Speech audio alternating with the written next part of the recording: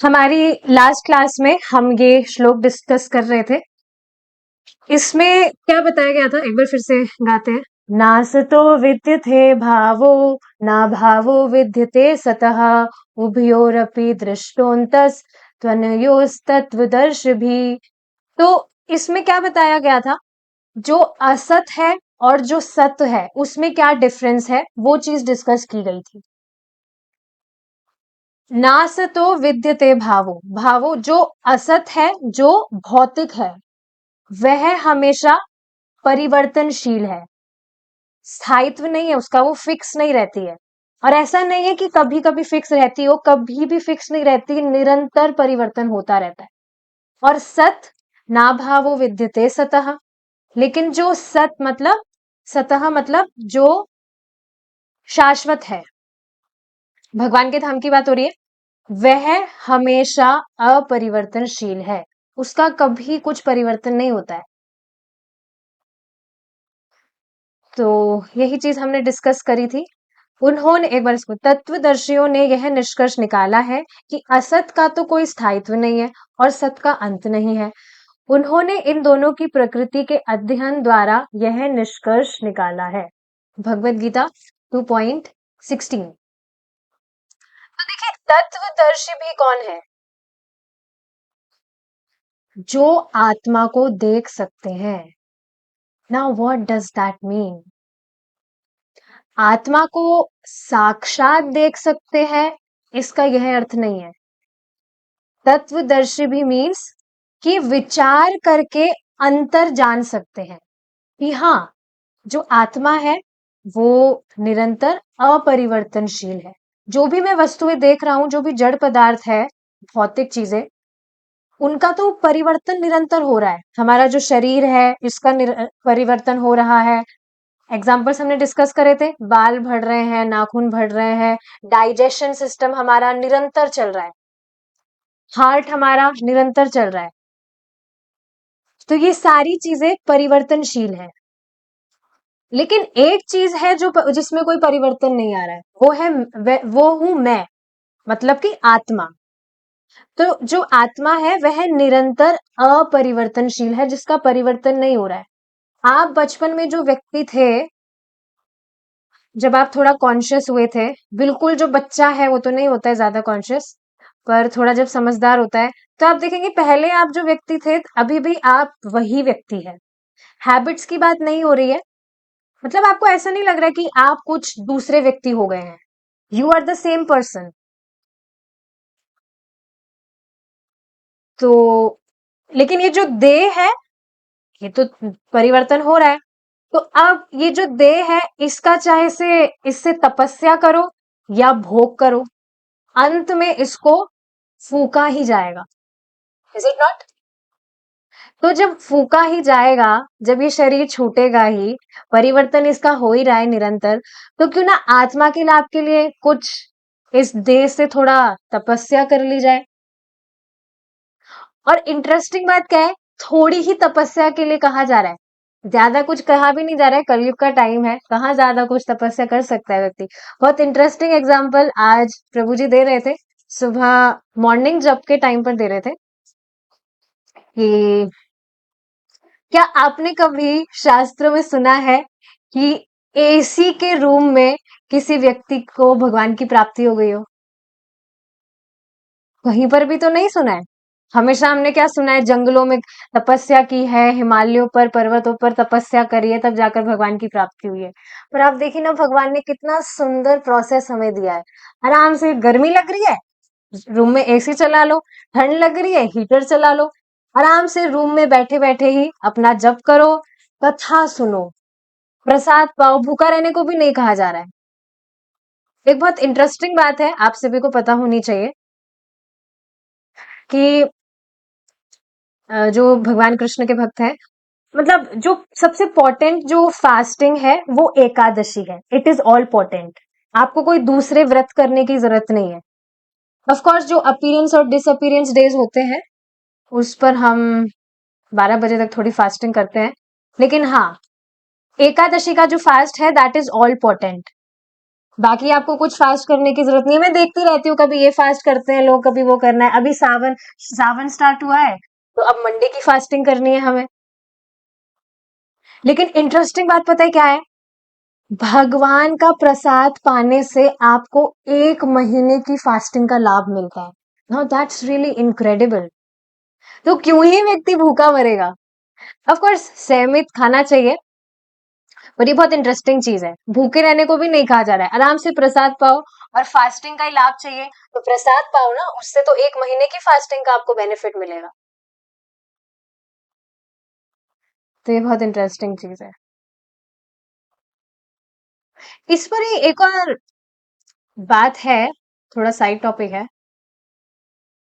आप देखेंगे कुछ लोग सोचते हैं कि अगर मांस नहीं खाएंगे तो जिएंगे कैसे। इस्कॉन में ही एक सन्यासी है, गुरु महाराज। तो जब उन्होंने स्टार्टिंग में इस्कॉन ज्वाइन किया था, तो उनके जो घर वाले थे, उनके जो पेरेंट्स थे, वो उनको टेम्पल से पकड़ कर ले आए थे। और पकड़ने के बाद में उनको डॉक्टर के पास ले गए थे। अमेरिका अमेरिका की बात है। तो मतलब उनको पता नहीं किसी रीजन से लेकर गए थे वहां पर। और ऐसा बताया गया था कि जो हमारा बेटा है ये बहुत बुद्धिमान है, बहुत इंटेलिजेंट है, बहुत बुद्धि है इसमें। तो अब वहां पर जो महाराज हैं वहां डॉक्टर के पास गए, तो उनसे क्वेश्चंस पूछना स्टार्ट कर दिया कि तुम कौन हो, तुम जानते हो तुम कौन हो, तुम ये नहीं हो, तुम वो नहीं हो। उस डॉक्टर का दिमाग हिल गया कि अरे ये क्या बातें किए जा रहा है, ये तो बहुत तेज है, ये सब क्या क्या कुछ भी पूछे जा रहा है। उसके उस व्यक्ति के पास में उत्तर ही नहीं था कि ये आत्मा क्या है, अनात्मा क्या है, एटसेट्रा एटसेट्रा। और अमेरिका में तो ये बात कौन ही जान रहा है। तो इस तरह से ये बात हुई थी। बाद में वो जो डॉक्टर थे उन्होंने पूछा कि तुम क्या खाते हो। तो बाद में पता लगा कि कुछ मांस वगैरह तो नहीं खाते। तो वो डॉक्टर कहने लगे तुम शायद जी जाओगे। मतलब उनकी ये मति थी कि जो व्यक्ति मांस नहीं खा रहा है वो जी नहीं सकता है। और आप देखेंगे ना लोग कितना ज्यादा परेशान रहते हैं, हमको प्रोटीन चाहिए, हमको प्रोटीन नहीं मिलेगा तो हम कैसे रह पाएंगे, हमारा देह कैसे चलेगा। ये सब धारणा होती है, लेकिन ये वास्तव में सब मूर्खता है। और इसके पीछे का कारण क्या है? आत्मा और अनात्मा में के बीच में जो भेद नहीं समझ रहा है, उसके कारण व्यक्ति इस तरह की बातें करता है।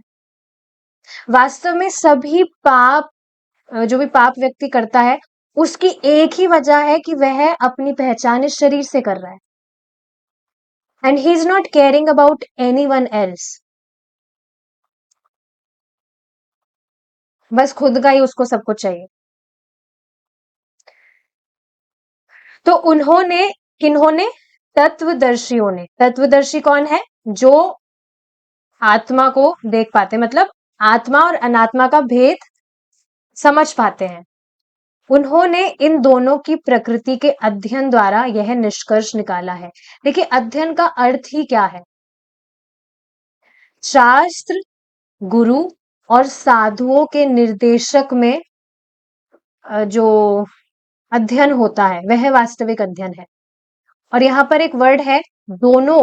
दोनों का क्या अर्थ है? कि इन दोनों की प्रकृति के अध्ययन द्वारा। तो दोनों मीन्स सत और असत वस्तुएं जो है, तभी तो दोनों का भेद पता चलेगा। ऐसा ही तो होता है जब हम किसी दो चीजों में डिफरेंशिएट करते हैं, तभी तो मालूम चलता है दोनों में भेद क्या है। तो इस तरह से उन्होंने दोनों का सत और असत वस्तु में क्या भेद है वो निष्कर्ष निकाला है कि आत्मा कभी भी पदार्थ नहीं हो सकता और पदार्थ कभी भी आत्मा नहीं हो सकता है। जो पदार्थ, मतलब समझ रहे हैं, जो भी भौतिक वस्तुएं हैं, डेड मैटर, वो अपने आप उसमें कुछ कॉन्शियसनेस नहीं आ सकती है। और जो कॉन्शियस बीइंग है वह कभी भी अनकॉन्शियस नहीं हो सकता है, मृत कभी नहीं हो सकता है। श्रीला प्रभुपाद जी इस बात पर जो साइंटिस्ट थे उनका मुंह एकदम बंद ही करवा देते थे। जो वो कहते थे ना कि मतलब यही तो रिसर्च चल रही है कि जो डेड मैटर है उसमें भी लाइफ हो सकती है। तो प्रभुपाद जी ऐसे ही कहते थे कि केमिकल से अगर लाइफ बनती है तो फिर मच्छर बना के दिखाओ। कोई बना सकता है मच्छर? मच्छर क्यों? क्योंकि सबसे छोटा, एक छोटा सा मच्छर तुम बना नहीं सकते, इंसान की सृष्टि कहां से करोगे? या मृत को जीवित करके दिखाओ। अगर आपने बायोलॉजी पढ़ी है तो उसमें ऐसा कुछ बताया भी जाता है कि कुछ स्पार्क है, उसमें से कुछ आता है, या कुछ कितनी सारी तो थ्योरीज है बिना मतलब की, स्पेक्युलेटिव थ्योरीज, जिसमें कुछ भी बताया जा रहा है और वास्तव में वो सब कुछ झूठ है। तो देखिए वैदिक नॉलेज जो है, वैदिक शास्त्र जो है, उसका सबसे बड़ा फायदा ये है कि सारी बातें आपको एकदम सही सही बताई जा रही है। कोई रिसर्च करने की जरूरत ही नहीं है, बस एज इट इज चीजों को पढ़ के उनको स्वीकार करना है बस। तो निष्कर्ष निकाला गया, निष्कर्ष मतलब कंक्लूजन निकाला गया। तो भगवत गीता के सेकंड चैप्टर का 16th श्लोक है, वास्तविक आनंद भगवान कृष्ण है और यह भौतिक आनंद जो अस्थाई है, फिक्स नहीं है, वास्तविक नहीं है। क्यों? क्योंकि वो हमेशा के लिए नहीं है। वास्तविक होता तो हमेशा के लिए होना चाहिए था ना, पर ये तो हर वक्त परिवर्तन हो रहा है, परिवर्तित हो रहा है।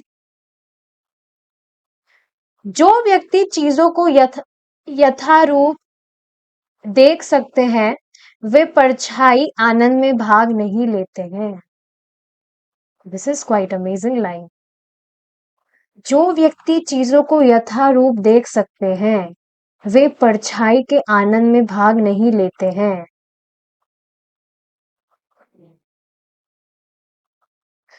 मतलब झूठ को सच नहीं मानते हैं। काफी बार ये एग्जाम्पल बताया गया है प्रभु जी की क्लास में कि अगर कोई व्यक्ति सो रहा है और सोते समय वह कोई स्वप्न देख रहा है, सपना देख रहा है, तो आप सभी जानते हैं सपने में आप जो कुछ भी देख रहे हैं वो एकदम झूठ है।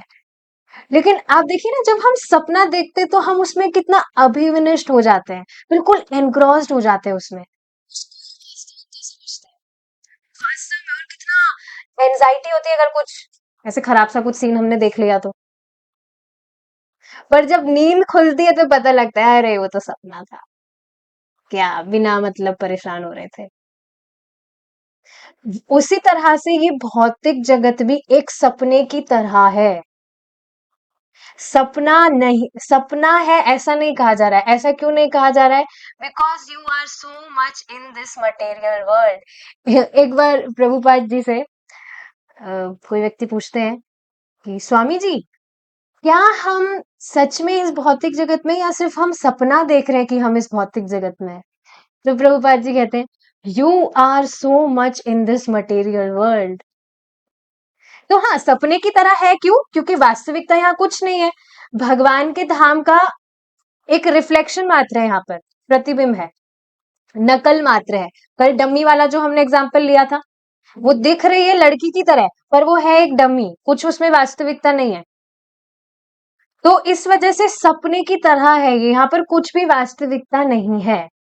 और जो व्यक्ति इस बात को समझता है वो इन चीजों में इंटरेस्ट नहीं लेता है। क्या झूठी चीजों में इंटरेस्ट लेना है? मनुष्य जीवन का वास्तविक उद्देश्य आध्यात्मिक आकाश को प्राप्त करना है, परंतु जैसा कि श्रीमद् भागवतम बताता है, अधिकांश लोग इस विषय में नहीं जानते हैं।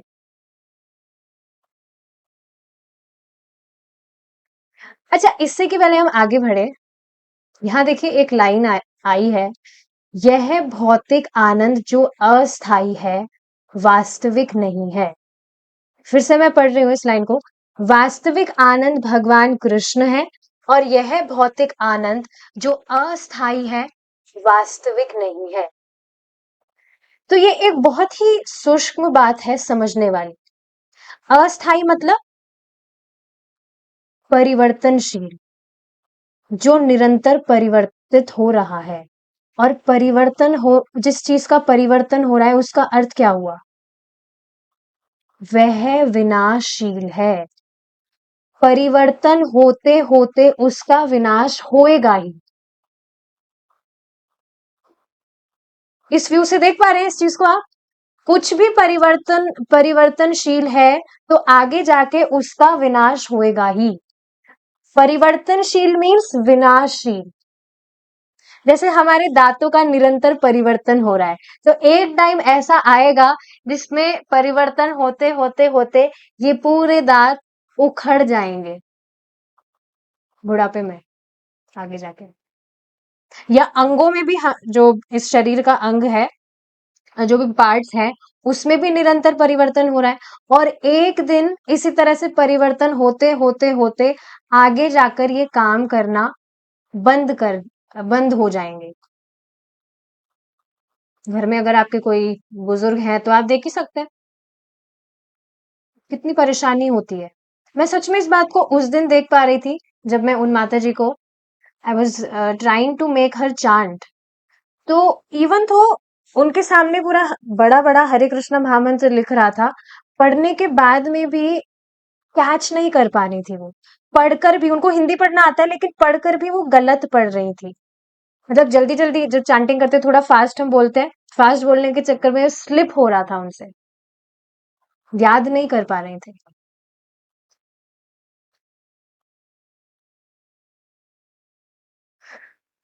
तो ये चीज है। और दूसरी तरफ आप देखिए, आत्मा अपरिवर्तनशील है। तो अपरिवर्तनशील है का अर्थ क्या है? उसका कभी नाश हो ही नहीं सकता है, वह कभी भी विनाशशील है ही नहीं। तो इसका अर्थ क्या है? तपस्या करने से आत्मा मरने वाली नहीं है। तो जम के तपस्या करनी चाहिए, मतलब जम के भगवान का भजन करना चाहिए।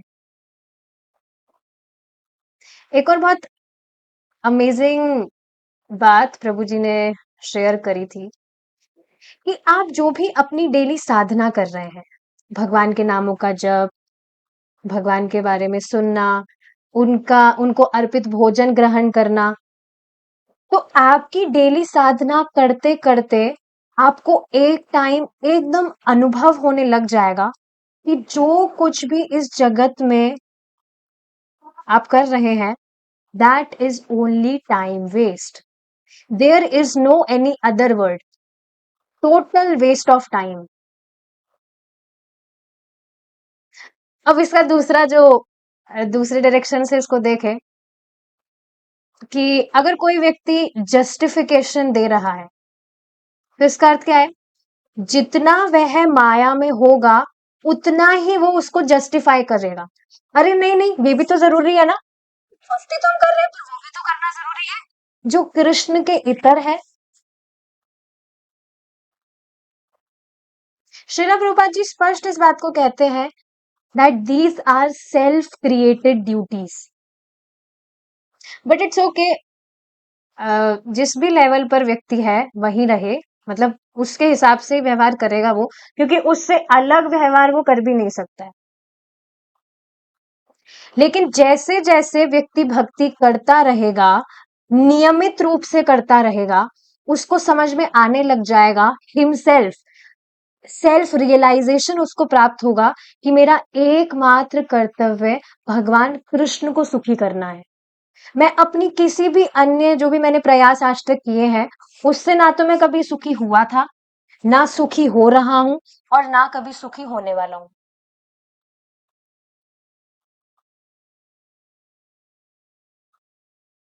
लेकिन अधिकांश लोग इस विषय में नहीं जानते हैं। तो ये जो रियलाइजेशन है, ये इतनी आसानी से प्राप्त नहीं हो जाता है कि कल ही मिल जाए, मतलब आसानी मतलब बहुत जल्दी से मिल जाए। इसलिए नियमित रूप से श्रवण करना बहुत जरूरी है। इसी से लिंक करके एक और पॉइंट मैं शेयर करना चाहूंगी जो आज की क्लास में प्रभु जी ने बताया था, बहुत इंटरेस्टिंग था कि कोई भी व्यक्ति नियमित रूप से साधना कर रहा है, भगवान की भक्ति का अगर हम कोई एक अंश भी पकड़ लें, जैसे नाम जप, नियमित मतलब हर दिन he is chanting his 16 rounds every single day, चाहे से कैसी ही सिचुएशन आ रही है, पर वो लगा पड़ा है, निरंतर बस करे जा रहा है, करे जा रहा है, हर दिन बस कर रहा है वो। So definitely he will go back to Godhead, because भगवान तो सब देख रहे हैं ना कि इतनी परेशानी आ रही है, फिर भी ये भक्ति करना नहीं छोड़ रहा है। तो देखिए, ये सारी चीजें समझने के लिए बार बार हमारी श्रद्धा का वैलिडेशन होना बहुत जरूरी है कि हम सही पथ पर है, और उसके लिए नियमित रूप से श्रवण करना जरूरी है। ये चीज है। मनुष्य जीवन सत्य को समझने के निमित्त है और उसमें स्थानांतरित होने के लिए है। मतलब this human form of life is to understand absolute truth. एकमात्र यही, इसी के निमित्त, मतलब इसी के लिए हमको मिला है। मनुष्य जीवन का और कोई दूसरा कर्तव्य नहीं है। एकमात्र कर्तव्य है, एकमात्र पर्पस है कि वह सत्य को समझे, और समझने के बाद क्या करे, उसमें उसको फॉलो करे, उसमें स्थानांतरित होने के लिए है। सभी वैदिक साहित्य हमें यही शिक्षा देते हैं कि इस अंधकार में मत रहो।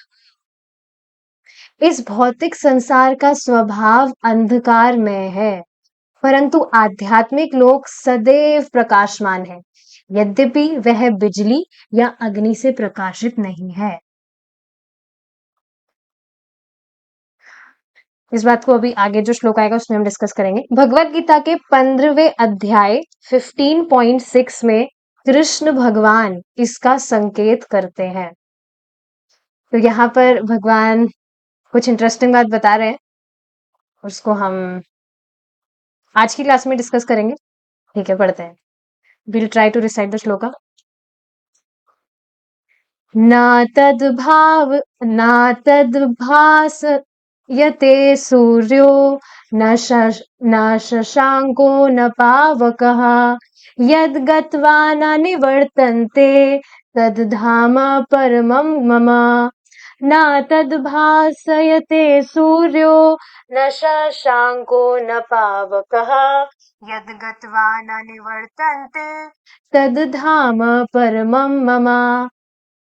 आई होप जो भी भक्त अपना वीडियो ऑफ रखते हैं वो एटलीस्ट श्लोक रिसाइट करते होंगे। देखिए, समझने का प्रयास करिए कि जो भी भगवत गीता के श्लोक हम पढ़ते हैं वह साक्षात भगवान की वाणी है। It is not different from Krishna. तो सिर्फ ठीक है, आप हियरिंग तो कर रहे हैं, उससे भी आपका शुद्धिकरण हो रहा है, पर पढ़ने से भी बहुत प्योरिफिकेशन होता है, चाहे इसे अर्थ समझ में भी ना आए। तो मैंने कई बार नोटिस किया है, शाम को या सुबह प्रभु जी की क्लास में नोटिस किया, यहाँ तो सबका वीडियो ऑफ है, मैं देख नहीं पा रही हूँ, कि भक्त सुनते हैं पर बोलते नहीं है। एटलीस्ट यहाँ जो क्लास में आते हैं उनकी बात कर रही हूँ मैं, क्योंकि मेरे ज्यादा नजर उन पर ही रहती है, क्या कर रहे हैं, अच्छे से तो सुन रहे हैं ना।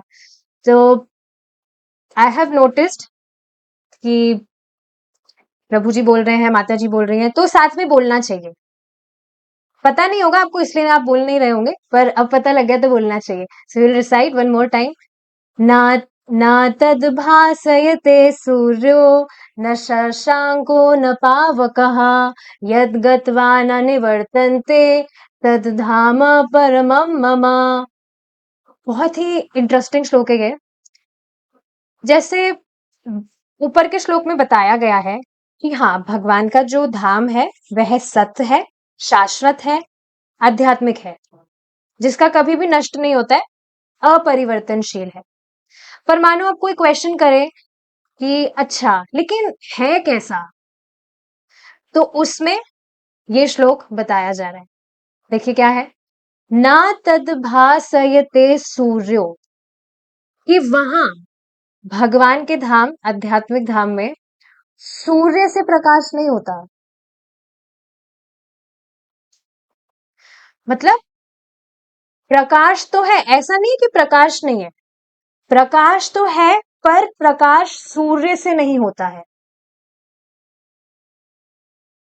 इससे आप एक बात सोच पा रहे हैं, प्रभुपाद जी ने अभी यहाँ पर जो बात कही है, इस भौतिक संसार का स्वभाव अंधकार में है। क्या अर्थ हुआ इस लाइन का? कि अगर सोचकर देखिए, अगर यहाँ सूर्य ना हो इस भौतिक ब्रह्मांड में, तो ये पूरा ब्रह्मांड अंधकार में ही डूबा रहेगा। Is it not? इस वजह से यहाँ पर बताया जा रहा है कि स्वभाव से ही अंधकार में है ये भौतिक संसार। वो तो भगवान की कृपा है, भगवान ने सूर्य दिया हुआ है, और भगवान बिल भी नहीं ले रहे हैं। बढ़िया हम आराम से लाइट वगैरह, पानी वगैरह, हवा सब कुछ यूज कर रहे हैं, बट भगवान कुछ बिल भी नहीं मांग रहे। तो ये बहुत इंटरेस्टिंग बात है। इसी पर परम पूज्य राधा गोविंद महाराज कहते हैं कि भगवान सच में कितने दयालु है, सब कुछ दे रहे हैं कि ये भिखमंगे हैं, इनको भोगने दो, कुछ बिल वगैरह भी नहीं ले रहे हैं। लेकिन मानिए अगर भगवान बिल भेज दे, ये बिल है, लंबा चौड़ा बिल भेज दे, तो क्या होगा हमारा? अरे सरकार, हमसे तो नहीं हो पाएगा, हम तो दीन है, हम तो हीन है, हम कैसे आपका बिल चुका पाएंगे? So this is amazing mercy of Krishna. भगवान की जो भक्ति भी नहीं कर रहा है, उसको भी सारे लाभ मिल रहे हैं, सब कुछ वो यूज कर रहा है। यहाँ पर भगवान की समता दिखाती है सभी जीवों के प्रति, कि भगवान कुछ भेदभाव नहीं कर रहे हैं, सबके प्रति सम है भगवान। तो हाँ, ये बात समझ रहे हैं आप? अगर यहाँ इस भौतिक ब्रह्मांड में सूर्य ना हो, तो पूरा ब्रह्मांड अंधकार में डूबा रहेगा। रात को आप देखती है ना, जब सूरज ढल जाता है तो कितना अंधेरा हो जाता है। तो स्वभाव से ये ब्रह्मांड अंधकार में है, बाय डिफॉल्ट अगर कहा जाए तो। तो ये बात समझ रहे हैं? भगवान के धाम में सूर्य का प्रकाश नहीं है, खुद का प्रकाश है। इसी पर एक और आज बात आई थी, एक माता जी ने क्वेश्चन किया था, शी इज हियरिंग रिकॉर्डिंग्स, तो उसमें कुछ भ्रमित कुमारी से रिलेटेड कुछ क्वेश्चन था। तो उनके दिमाग में तो ये था that these people are also nice, भ्रमित कुमारीज एंड ऑल बहुत स्पिरिचुअल लोग हैं, अच्छा फॉलो करते हैं सात्विक। तो उनको यही बात समझा रही थी मैं कि हाँ, दे आर फॉलोइंग सात्विक lifestyle, that is really nice, अच्छी बात है वो। लेकिन गड़बड़ कहाँ पर है कि भगवान को ही गायब कर दे रहे हैं। शिव बाबा कुछ बताते हैं ना, हाँ, क्या कहते हैं कि जो भगवत गीता है वो भगवान कृष्ण ने नहीं कही है, कृष्ण में कोई शिव बाबा है, वो गीता बोल रहे हैं। आपने कहीं पर भी गीता में देखा है कहीं शिव बाबा? कुछ भी तो नहीं है। पर इस तरह से पीपल जस्ट स्पेक्यूलेट।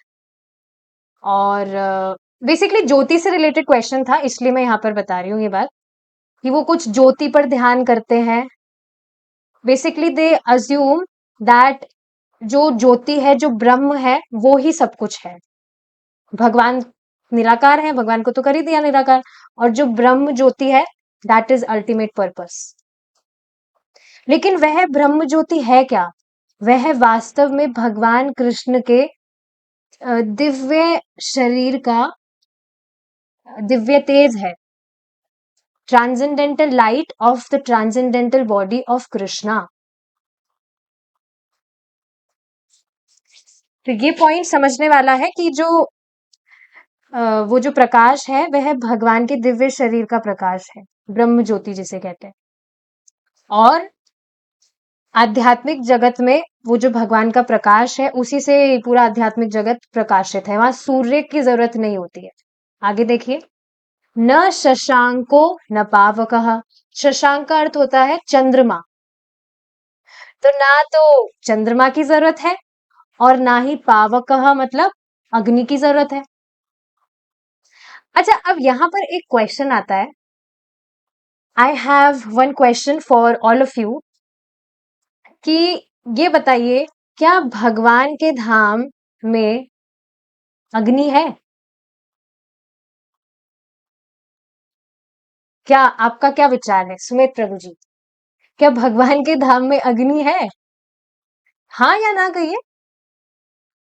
सोच रहे हैं कुछ भी, हाँ या ना कह दीजिए।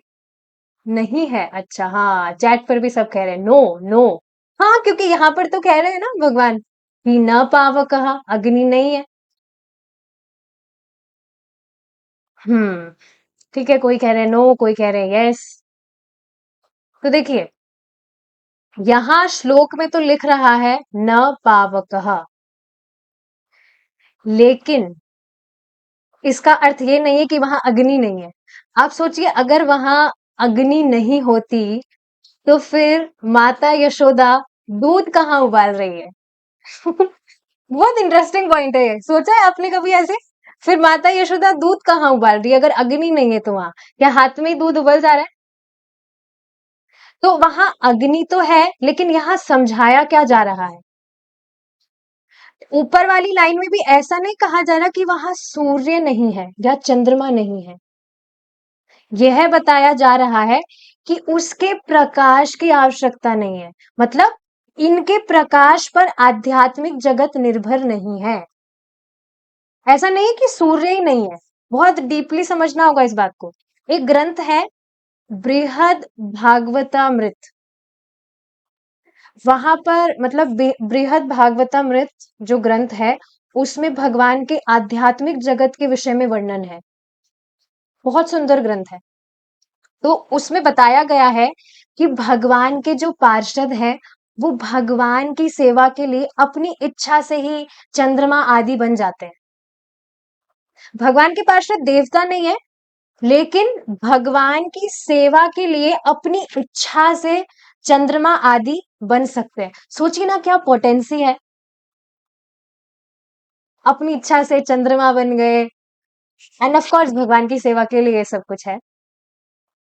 जैसे आपको पता होना चाहिए कि भगवान का जो सुदर्शन चक्र है, वह एक व्यक्ति है। तो वे कभी चक्र बन जाते हैं और कभी भगवान को पंखा चला रहे हैं,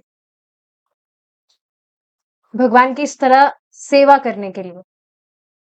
तो ये जो बृहद भागवतामृत है, बहुत सुंदर ग्रंथ है, जिसमें आध्यात्मिक जगत में क्या होता है वो काफी समझ आता है। मैं इस पर यही विचार कर रही थी कि कितने सारे ग्रंथ है पढ़ने को, इज इट नॉट? बहुत सारे ग्रंथ है। बस ऐसे ही पूरा जीवन हम साथ में सब पढ़ते रहे, और क्या चाहिए सोचिए। इस तरह से भगवान के विषय में बस हम पढ़ रहे हैं पूरा जीवन, क्या ही चाहिए और। तो ये बात समझ रहे हैं, जो भक्त बोल रहे हैं कि अग्नि नहीं है, तो फिर माता यशोदा दूध कहाँ उबालती है? ये लीला तो सुनी होगी ना आपने। और इंटरेस्टिंग बात, हमने श्रीला नरोत्तम दास ठाकुर जी का पास टाइम तो डिस्कस किया ही था, और वैसे भी आप जानते ही हैं उनकी गोलोक में क्या सेवा है। दूध उबालने की तो सेवा है उनकी। तो दूध कहाँ उबलता है? फ्रीजर में। तो अग्नि है, पर समझाया क्या जा रहा है कि जो अग्नि, चंद्रमा, सूर्य आदि का जो प्रकाश है, उस पर आध्यात्मिक जगत का जो उस पर आध्यात्मिक जगत निर्भर नहीं है। ये बात है समझने वाली। तो यही चीज है। और यहाँ पर बताया जा रहा है कि जो प्रकाश है, इनकी ये जो मतलब जो भी हमने बात कही, इनकी प्रकाश की आवश्यकता नहीं है। कितना बढ़िया धाम है भगवान का, इज इट नॉट? लेकिन एक क्वेश्चन आ सकता है कि वहां पर रहने को मिलेगा कब तक? तो उसमें देखिए यहाँ पर बताया जा रहा है, यद गत्वा न निवर्तन्ते। एक बार पहुंच जाने के बाद कभी भी नहीं लौटोगे, हमेशा वहीं रहेंगे। झांसी भी वापस आने को नहीं मिलेगा, इनकेस अगर किसी को झांसी से अटैचमेंट हो।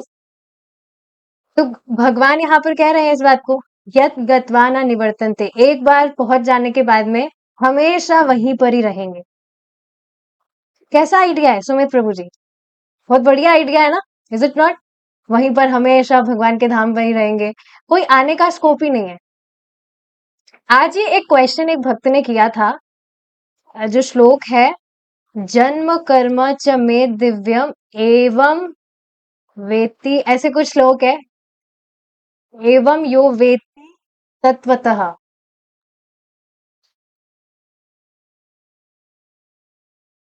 त्यक्त्वा देहम पुनर्जन्म, ऐसे श्लोक है। उसमें बेसिकली एक्सप्लेनेशन क्या है कि भगवान के दिव्य कर्मों को जानकर, जन्म कर्म को जान अगर कोई व्यक्ति जान लेता है, तो फिर वो दोबारा इस भौतिक जगत में जन्म नहीं लेता है, वापस कभी उसका जन्म नहीं होता।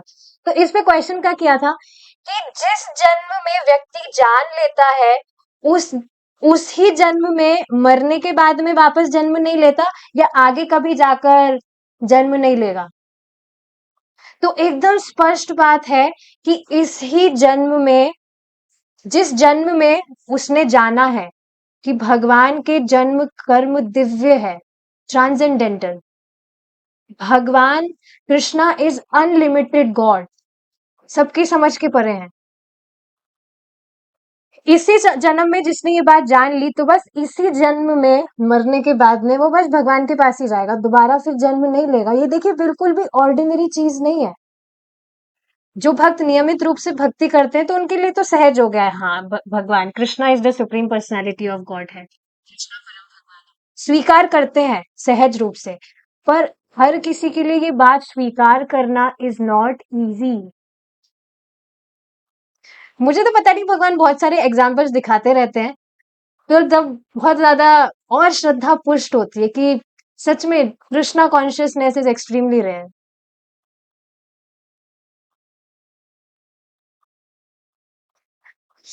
जैसे आज ही एक माता जी हैं, तो पता नहीं वो अपने कुछ एक्सपीरियंस शेयर कर रही थी।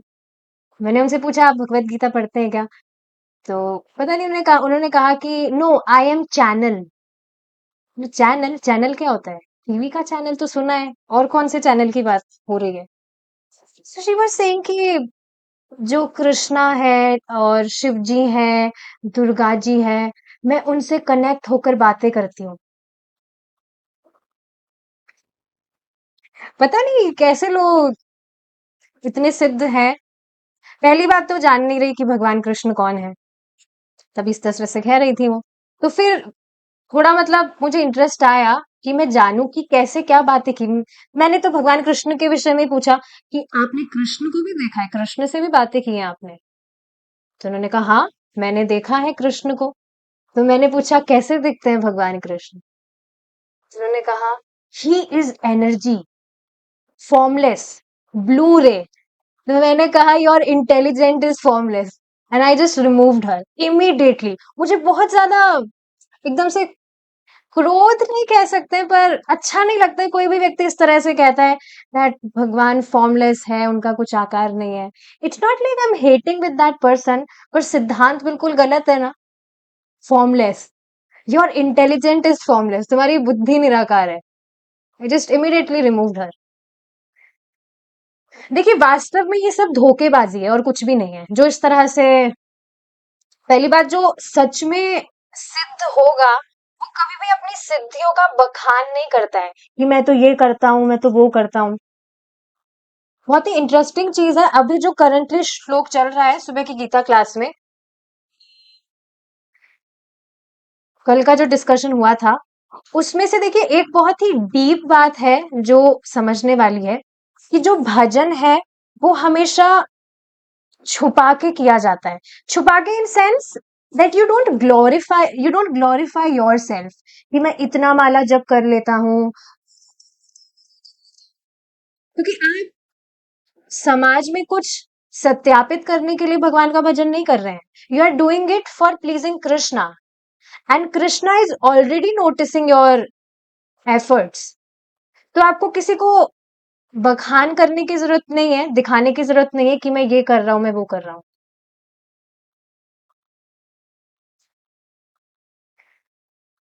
तो ये समझ पा रहे हैं आप, ये सब धोखेबाजी है। जो व्यक्ति इस तरह से बोलता है कि मैं तो ऐसे बात कर लेता हूँ भगवान से, और दिख ही गया क्या बात कर रहे हैं, भगवान को निराकार कर दिया, फिर क्या बात करते हो तुम? तो सब धोखेबाजी और कुछ भी नहीं है। ठीक है, आगे देखिए। अच्छा हाँ, तो ये बात समझ रहे हैं आप, भगवान के धाम लौटने के बाद में वापस कभी नहीं आता है। तो क्यों नहीं आते वापस? क्योंकि कोई स्कोप ही नहीं है आने का। इतना बढ़िया स्थान है, डेली भगवान के साथ में पिकनिक व्यक्ति करेगा, ना कोई जॉब की झंझट, ना कोई संघर्ष। हाँ, ये सब तो देखिए साइड के पॉइंट है, लेकिन जो मेन बात है वो क्या है?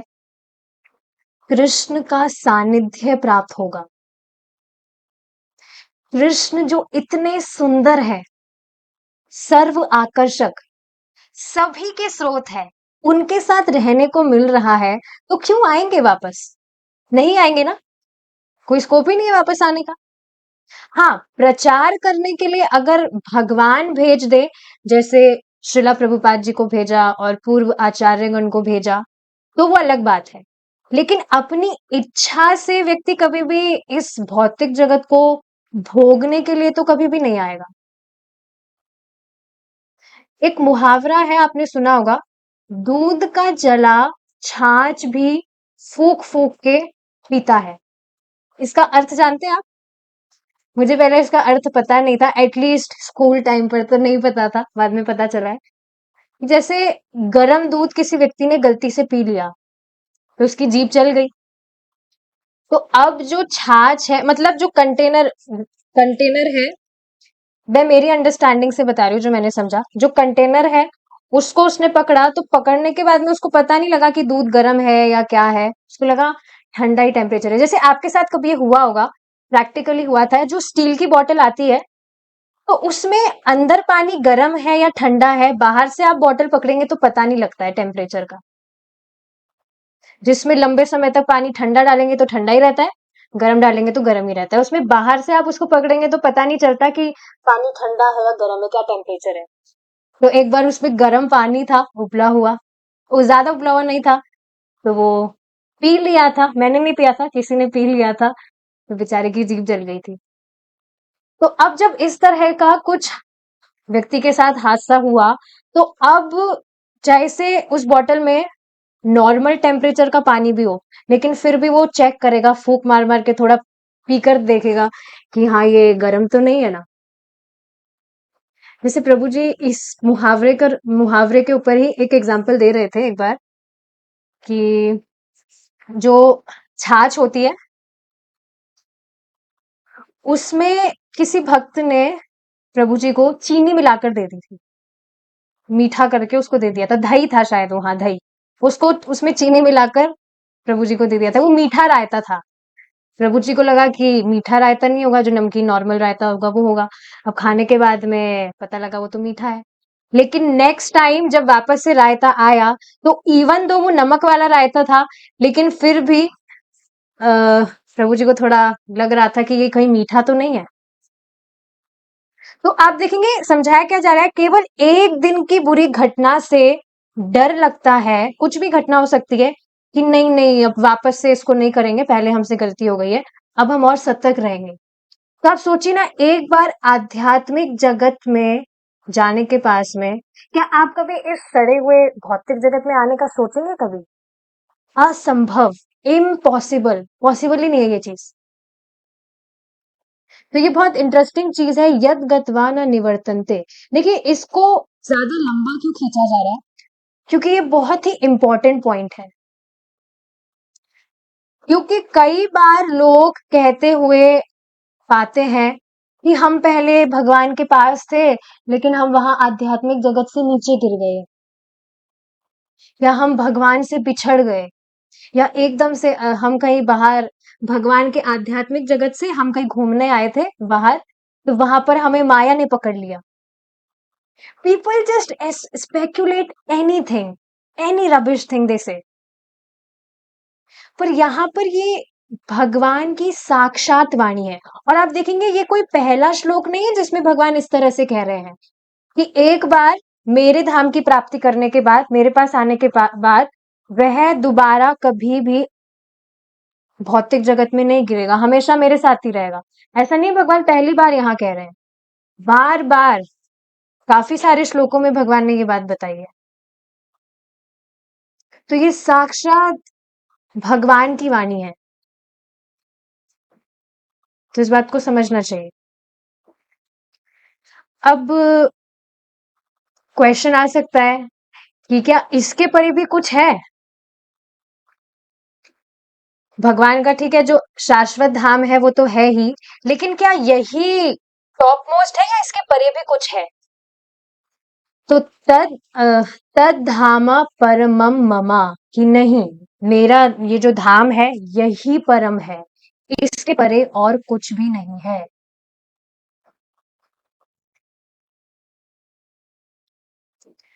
तो ये बहुत ही इंटरेस्टिंग है। वह मेरा परम धाम ना तो सूर्य या चंद्र के द्वारा प्रकाशित होता है और ना ही अग्नि से। देख रहे हैं ना भगवान क्या कह रहे हैं? प्रकाशित नहीं होता है, ऐसा नहीं कह रहे भगवान की वहां पर ना सूर्य है, ना चंद्र है, ना अग्नि है। दूध वाले एग्जाम्पल से तो आपको समझ आई गई होगी बात। लेकिन जो भगवान का धाम है वो इनके प्रकाश पर निर्भर नहीं है। जैसे ये भौतिक जगत है, लाइट्स चली जाती है तो कैंडल जलानी पड़ती है, टॉर्च जलानी पड़ती है प्रकाश करने के लिए। भगवान के धाम में कभी लाइट्स नहीं जाती, कभी पावर कट नहीं होता है। जो लोग वहां पहुंच जाते हैं वह इस भौतिक जगत में दोबारा कभी नहीं लौटते। There is no scope.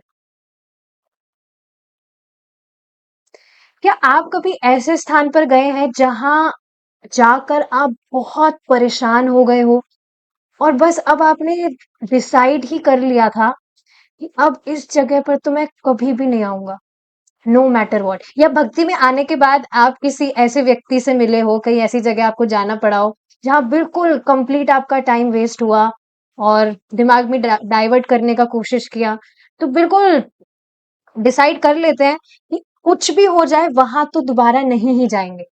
तो उसी तरह से जो भी भक्त भगवान कृष्ण की भक्ति करता है वो प्रत्यक्ष देखने लगता है कि ये भौतिक जगत तो सच में कुछ रहने वाली जगह नहीं है। तो भगवान के धाम लौट जाने के बाद में कोई स्कोप ही नहीं है कि दोबारा यहाँ व्यक्ति आएगा।